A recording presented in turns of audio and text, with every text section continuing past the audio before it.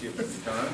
Good morning. And we've had Mr. Goslin's maintenance report. Next is Mr. Ellis, Finance Director, Finance Update. Mr. Ellis.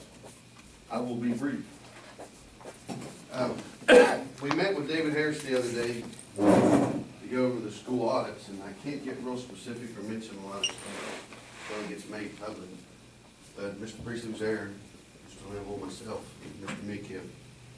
There was some stuff that had been improved on, and then there was a lot of stuff that stayed the same, probably more of the latter.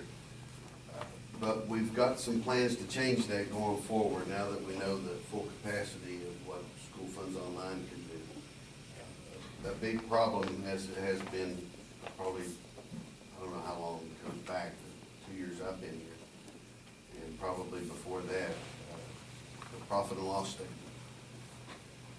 Evidently, a profit and loss statement has to be prepared for anything that can generate money in the school system. It's not just fundraisers, which is what I used to think it was. You have a fundraiser, you do a profit and loss. If somebody comes in and gives you $10, you need to do a profit and loss. I mean, it's just kind of crazy, ridiculous, in my opinion. That's just me.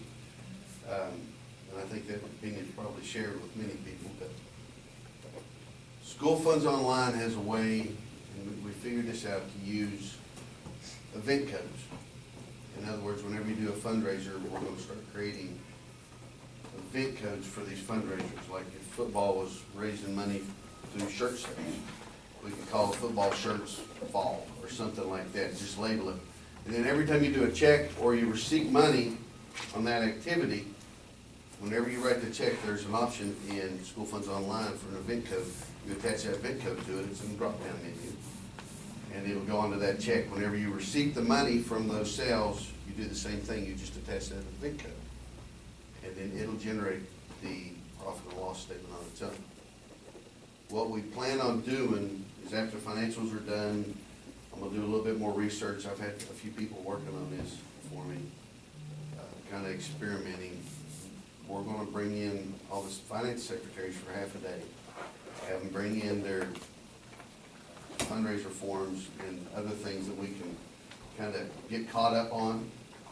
And we're going to create event codes. We're going to go back. We can edit the checks and edit the receipts to attach those event codes so that we can kind of get caught up maybe in one afternoon. It may take a little bit longer than one afternoon, but we're going to get a basis. We're trying to figure out what is good for everybody, because the high school's a lot different than Midway. Guyan Valley's a lot different than West Hamlin, simply because you got sports, you got more teachers.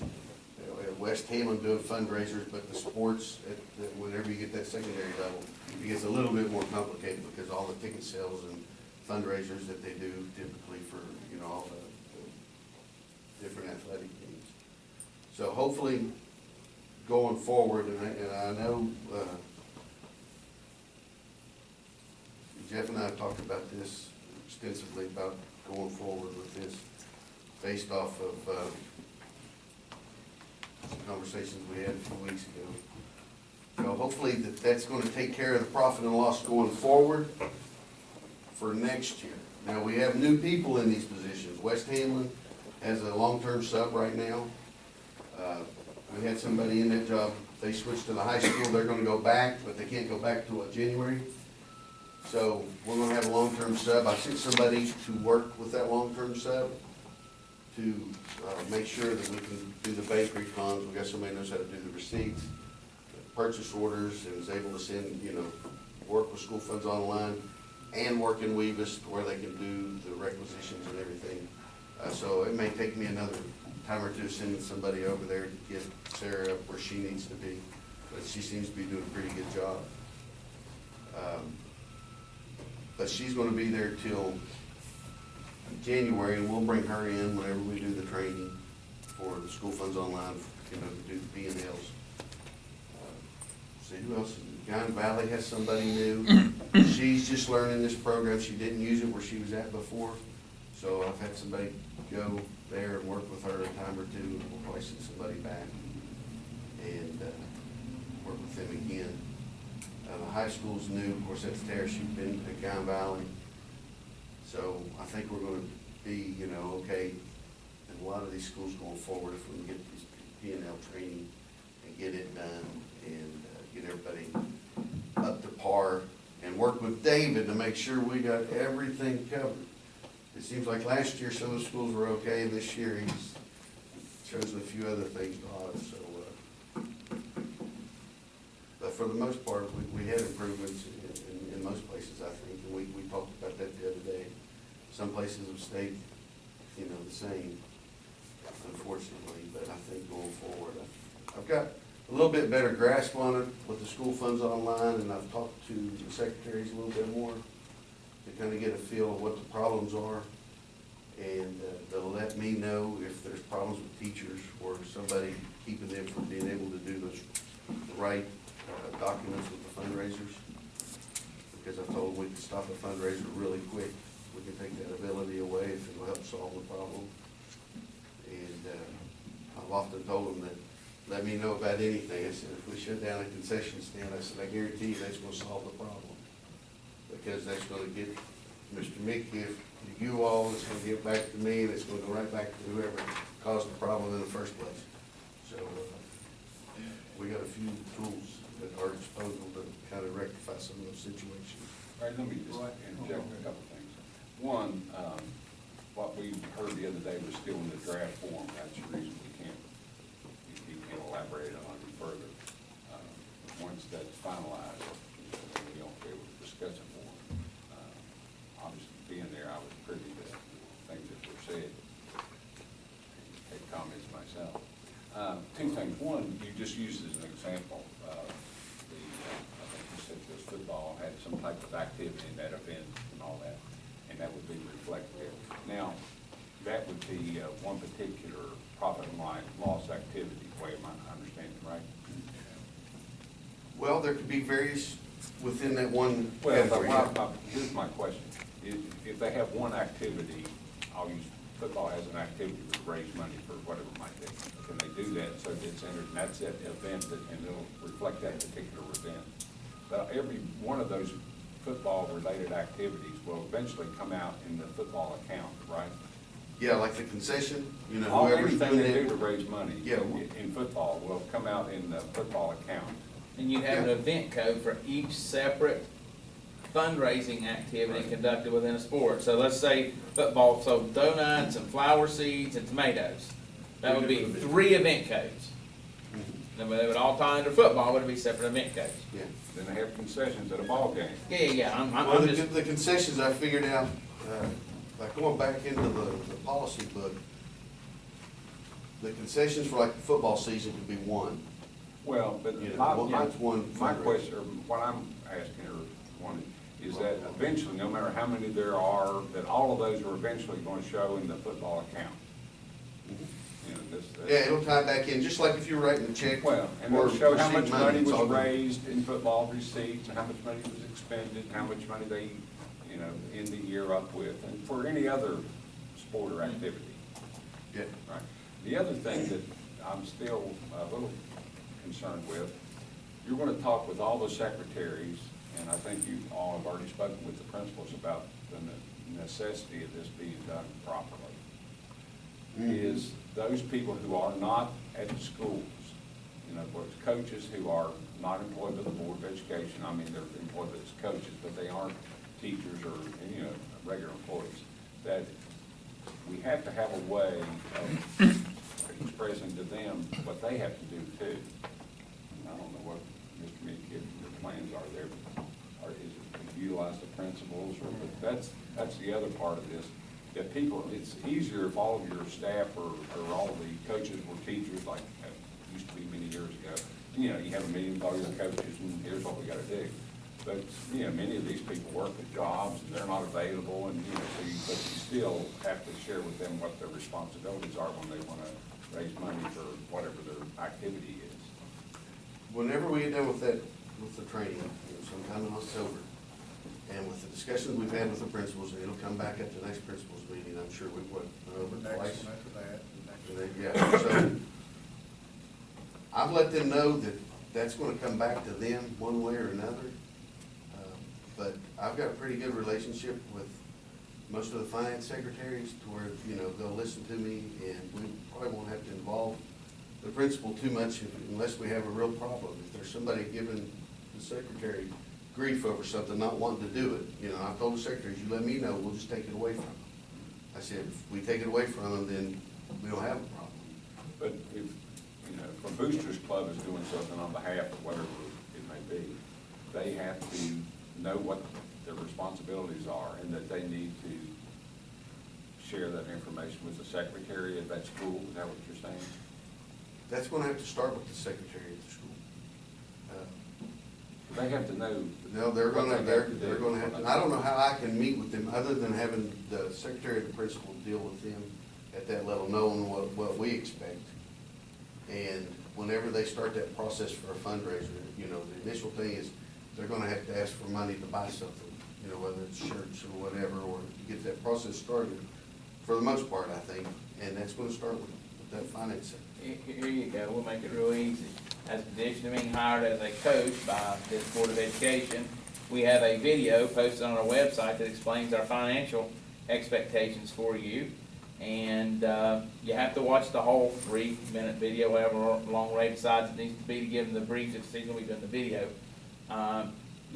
You have to have watched that before we can hire you as a coach for the upcoming year. That's real simple.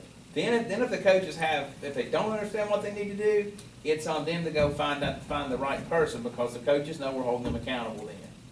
But you have Boosters Clubs that. Boosters as well, they can't donate the money to the program unless they've watched the little video. Well, I don't want them collecting the money.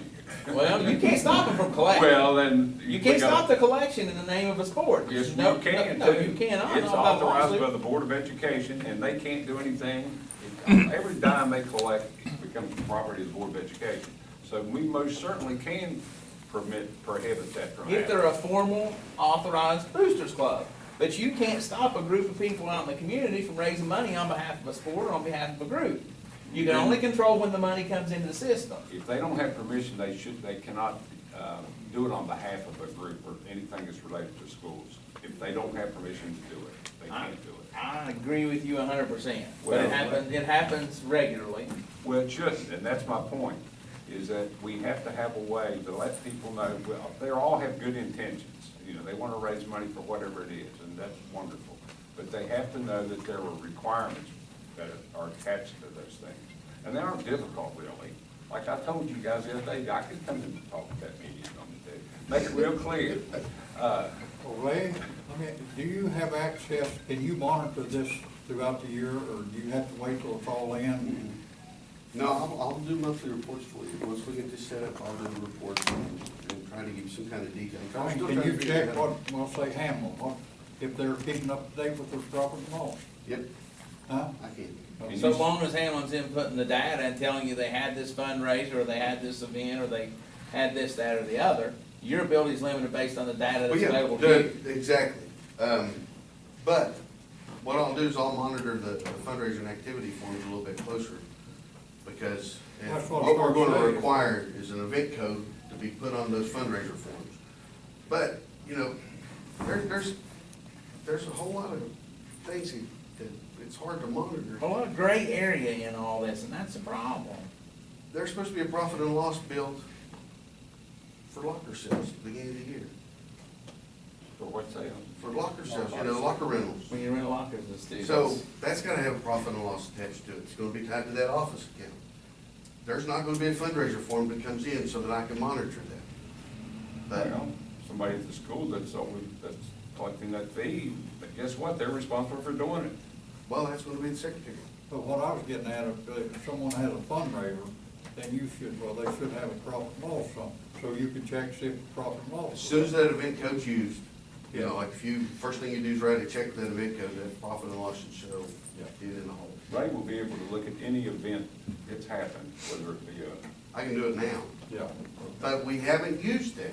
Whenever we started this program, that event code seemed like something that was so far-fetched, like, well, let's learn everything first. And she mentioned it that day, and it went in one ear and out the other, even with me. I didn't understand what it was capable of doing with the profit and loss.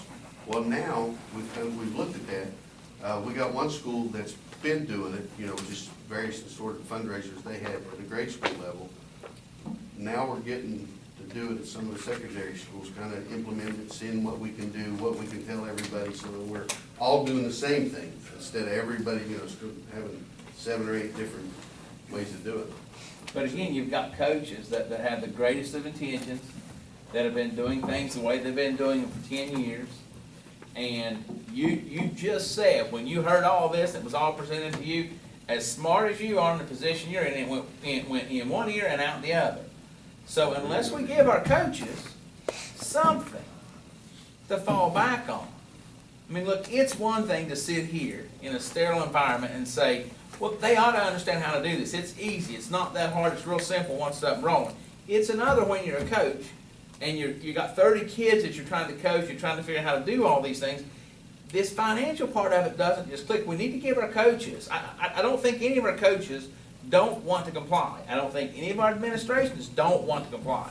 The reality of this whole thing is, if it gets done right, it's going to be done right because there's good interaction between the local administration and the coaches. What you can monitor, you can say it was or it wasn't done right, but you can't make sure it's done right, not up front. The I see what you're coaches, saying. the coaches and the administration can, but you have to give each the tools they need. The coaches have to know in advance what's expected of them. And if it went in one year and out the other, when you all were taught it, don't hold our coaches to a higher standard. That's not fair to them. Our coaches are, for the most part, even the ones that are paid, they're paid a pittance. They do it because they care about the kids. So if we put unreasonable obligations on them and we don't give them what they need to do the job right, we're not going to have any coaches. But, coaches themselves typically aren't raising money.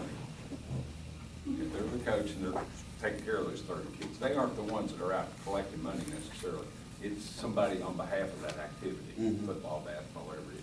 So it's booster clubs that many times, that need to know these things too. It's not always, the coach, for the most part, aren't involved in these. I mean, they indirectly or hopefully receive funding from it. But if they aren't the ones doing it, it's somebody on behalf of that. Do we have boosters clubs to like the grade school and middle school level? I don't think so. Well, middle school, Middle school does. But the grade school. there's no purpose at They don't have any. Whatever's done there is typically done by the principal. Just done by teachers, just doing fundraisers here and there. Fifth grade trip, for instance, and they raise money, and I've seen they're already doing that, I've seen one of these things you want. Hey, everybody who's doing those things needs to know, and somebody, the principal or somebody needs to share with them, and oftentimes those are teachers. Here's what you gotta be doing if you're gonna be raising money for a fifth grade trip. Here's what you have to do to keep up with that money. They're raising already, I see it. At least hopefully they're trying to. But they need to know. With the coaches, I don't care to go around and do that. We did something over at Lincoln County High School right after I started.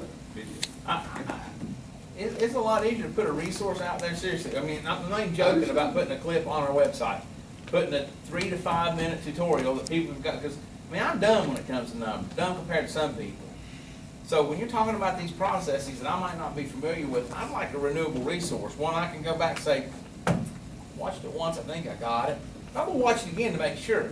If you give a presentation, nobody's gonna ask questions. They never do. People don't ask questions about things they don't understand. Maybe 1% of people will ask questions about something they don't understand. But if you put an informational source out here where they can go to it and watch it on their own time, watch as many times as they want, and then maybe call you once they don't feel ignorant.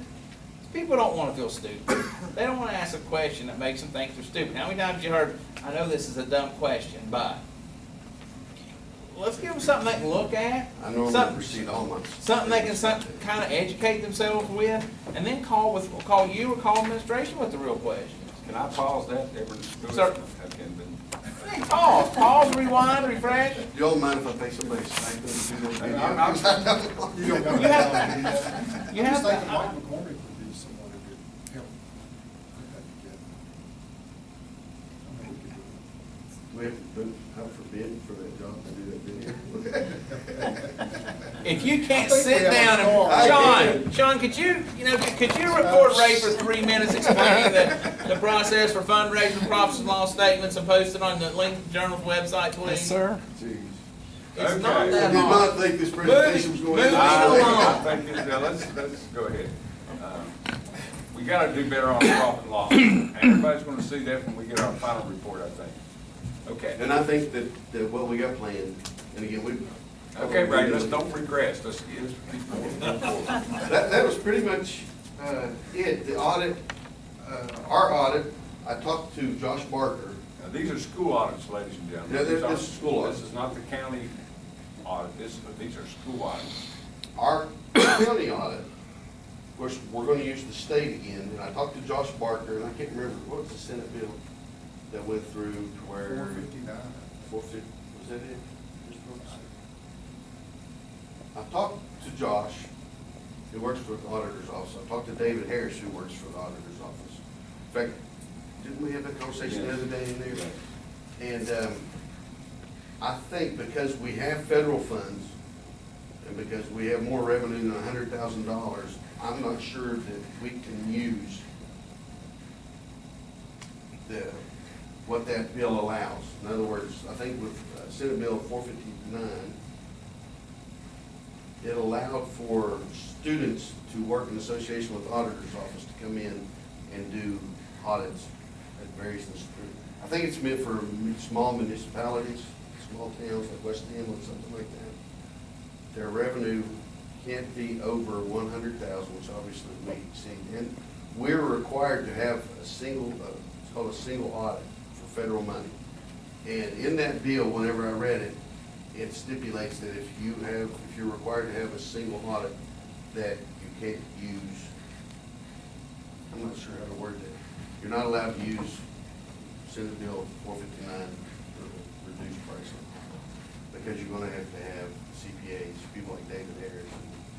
That's pretty much what he told us the other day, was that, that was really, it was his understanding, it was designed for small municipalities that had a limited amount of revenue that came through it. And then it was like Board of Education, all were, it wasn't intended to be the bottom line, that's what he told us. But I'll still run that up the flagpole and talk to him some more. When I talked to him, his mom's in the hospital, and he didn't really want to talk to me. You talking about Josh? Josh, yeah. So, Okay. We'll find it. Now, the county audit, that, do we know when that will happen even? 1 year it happened, I've been through two. 1 year it started in December, 1 year started in February. A few months from now, probably. Okay. Is that all you have for now? That's all I have. Okay. Anybody have any other questions? If not, let's move on then to the administrative section. Please, I have a motion to look those. So moved. Mr. Wilkinson, Mr. Courage, you second? Yes. Okay. Mr. McKee. Item A, school volunteers who on occasion may also serve as bus chaperones for athletic events, academic competitions, or school outings, and have completed volunteer orientation. Item B, University of Phoenix student Texas Nagy to perform observation at Hart's PK8 fall semester. Okay. We're out items. Anybody have any questions about any of either of those? If not, is that an all yes vote? Yes. Okay. Finance, do I have a motion, please? I'll move. Carol? Second. Rowdy, second that one. Ray? Schedule of invoices totaling $459,221.05. Listing attached. If you have any questions.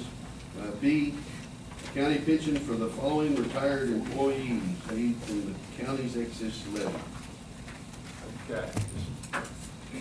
We saw our bill, financial information the other day, so everybody's had a chance to look at those. Anybody have any questions about either one of these things?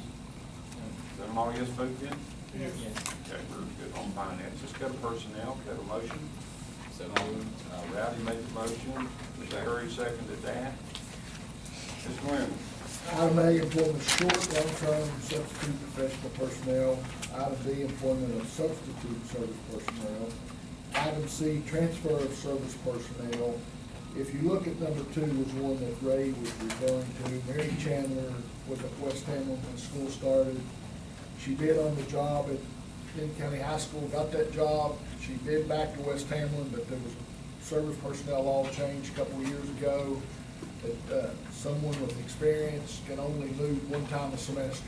And if you are beginning service personnel, you can't move at all the first semester, which is really a good law, because if you remember the way it used to be, we'd have a bus driver driving one route this week, next week they'd be driving another route.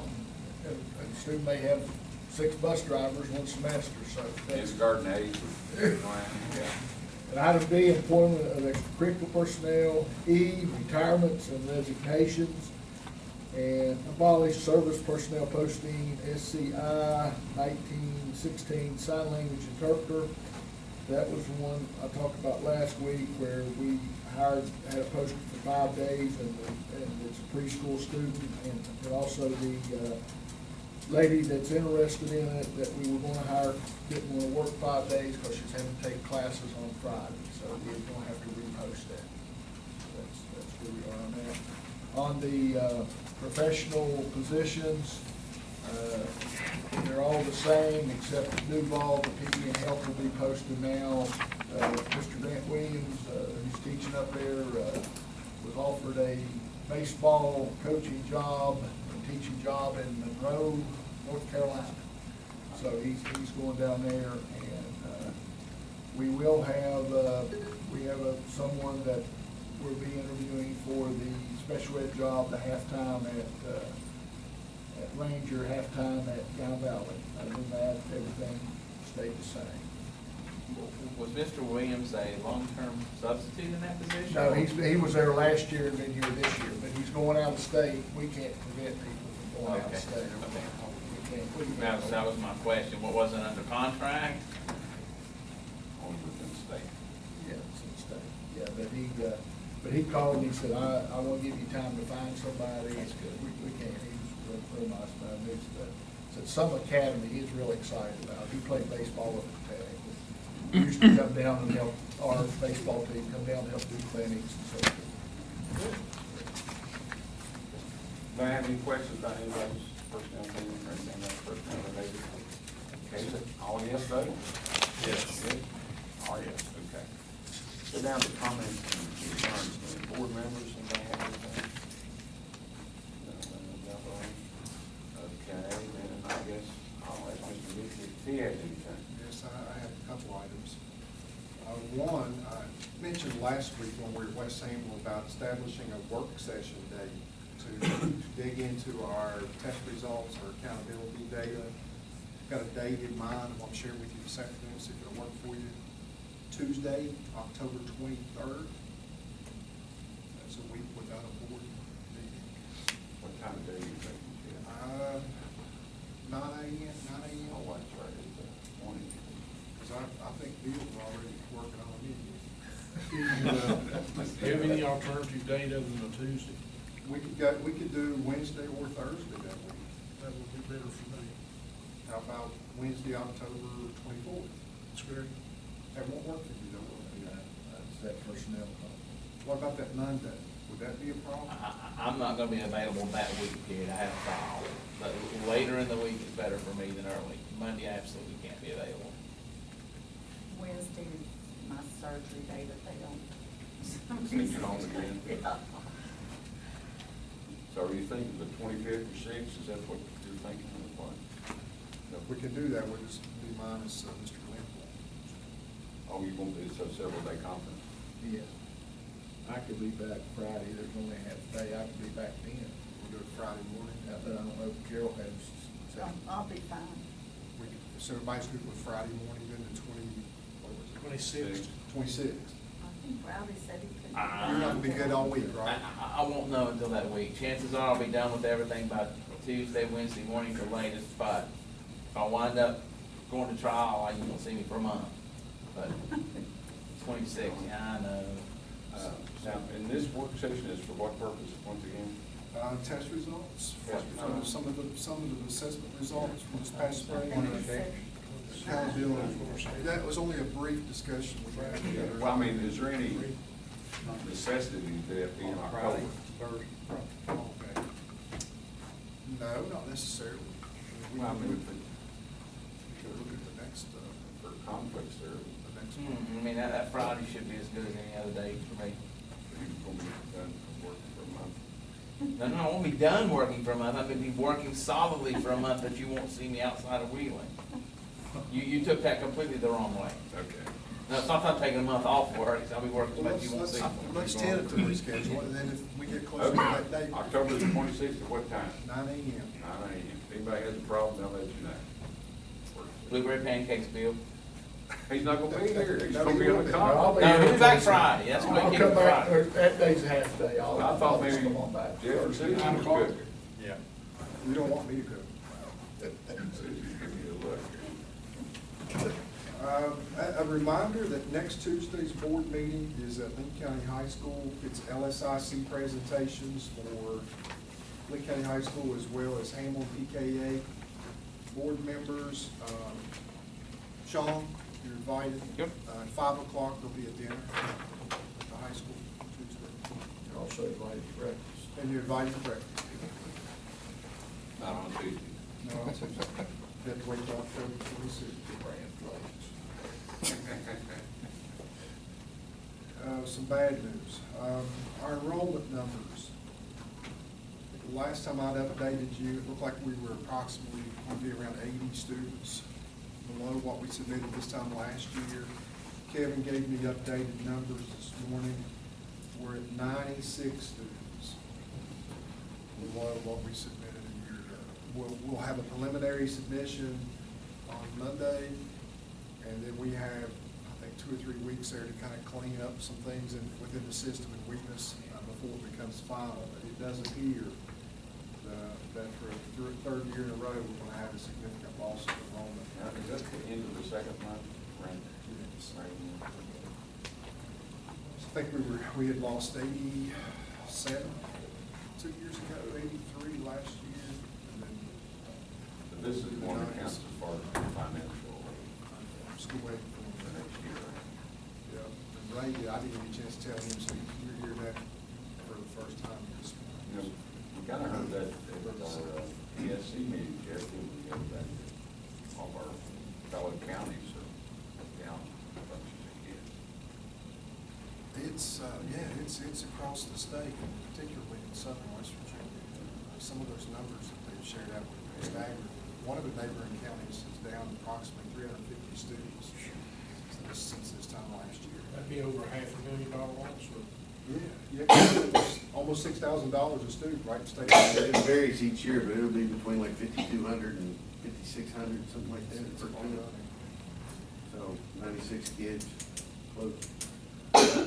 I asked the principal, I asked Mr. Davis and Mr. Snyder today, I talked to them about the presentations, to go light on the data, on the test results, because we are going to have a work session. We can take a deep dive into those results. So they're going to concentrate next Tuesday on the things that they're doing to address achievement. You know, they'll talk about safety, some of the things that they're doing with regard to making sure that their buildings are safe and secure, and any facility concerns that they may have.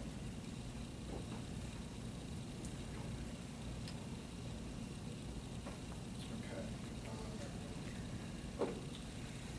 That's all I have there. I would request an executive session for legal update regarding personnel. Mr. Minkiff has asked for executive session, legal update, personnel-related activities at 2:04 p.m. I'm making we go Carol into made- executive session. Carol made the motion at 2:04 to go into executive session. Have a second? Second. Second by Fred. Them all yes? That's it? Yes.